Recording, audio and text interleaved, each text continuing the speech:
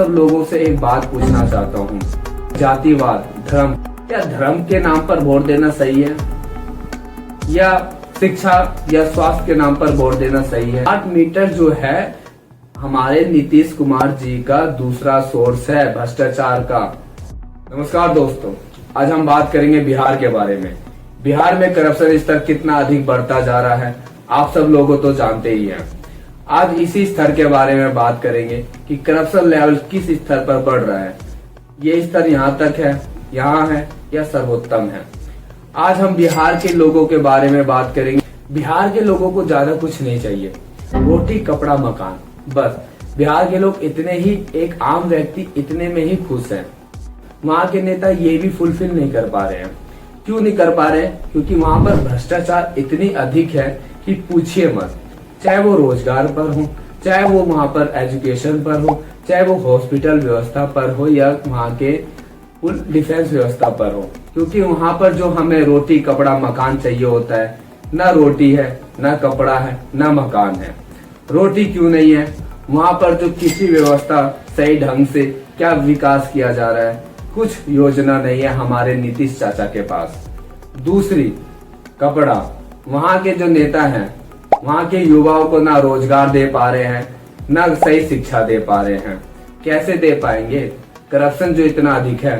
तीसरा, मकान। मकान तो छोड़िए, चाचा जी वहाँ की बाढ़ की स्थिति को लेके कुछ बयान तक ही नहीं देते हैं।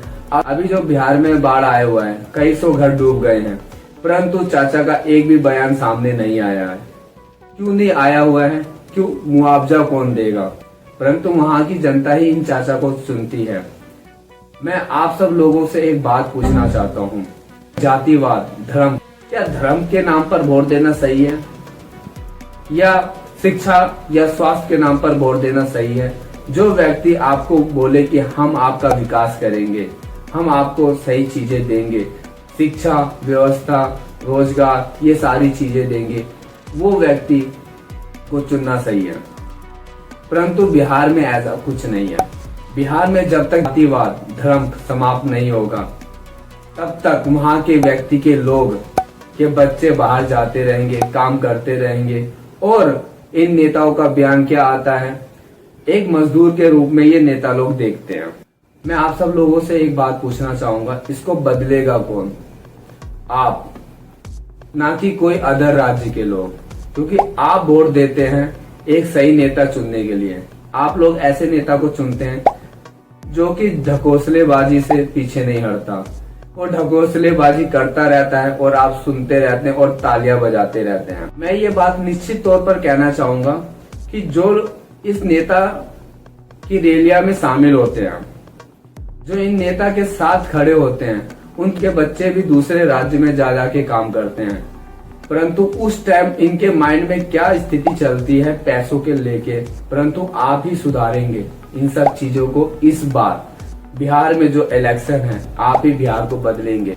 जो अभी आपके बच्चे हैं, आने वाली पीढ़ी है, वो सुख सुविधा से वंचित ना रहे, दूसरे राज्य में जाके एक लेबर की तरह काम ना करें, अपने राज्य में ही वो काम करें। परंतु इस सब चीजों में चाचा फेल है। नीतीश चाचा के अंदर ना रोजगार देने की क्षमता है, ना शिक्षा सुधारने की क्षमता है, ना हॉस्पिटल व्यवस्था स्वास्थ्य व्यवस्था सुधारने की क्षमता है। वो सिर्फ इलेक्शन के समय आएंगे, बयानबाजी करेंगे। मैं आपको अभी जो मुद्दा चल रहा है, अभी बिजली देने का वादा फ्री किया है, दूसरी रोजगार देने का वादा किया है। मैं चाचा से एक सवाल पूछना चाहूँ, अभी भी आपकी सरकार है, क्यों नहीं निकालते भर्ती? क्यों नहीं लोगों को देते हैं रोजगार? क्यों? क्योंकि ये ढकोसलेबाज है। ना ये रोजगार देंगे, ना ये इंडस्ट्री लगाएंगे। ये सिर्फ बजट जब पास होगा तब पैसा, मोटा पैसा आ जाएगा और फिर ये अपने जेब के अंदर रख लेंगे और विकास के नाम पे क्या देंगे वो आप सबको भी पता है। बिहार में आए दिन देखते हैं पुल गिर गया, कहीं शिक्षा व्यवस्था सुधरी नहीं है, कहीं पेपर लीक हो रहा है। ये सब किसकी देन है? ये सब इन्हीं नेताओं की देन है। जब तक ये करप्शन रोकेंगे नहीं तब तक बिहार में करप्शन बढ़ता जाएगा दिन प्रतिदिन। और आने वाले टाइम में ये करप्शन इतना बढ़ जाएगा कि वहां के आम नागरिक को जीना मुश्किल कर देंगे। महंगाई इतनी बढ़ जाएगी कि एक आम नागरिक भी कुछ सामान खरीदने से पहले 10 बार सोचेगा। हमारे मुख्यमंत्री नीतीश कुमार बजट के अलावा उन्होंने एक और धंधा ढूंढ लिया। परंतु आप सब लोग सोच रहे होंगे कि नीतीश कुमार जी का दूसरा सोर्स कौन सा है।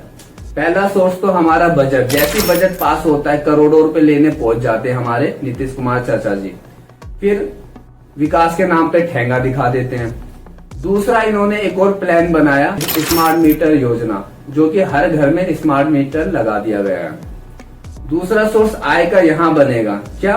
क्योंकि हर घर से डबल बिजली का बिल आएगा और इनकम जो सोर्स होगा यहाँ से डेवलप होगा। सबसे बड़ा करप्शन यहाँ पर है।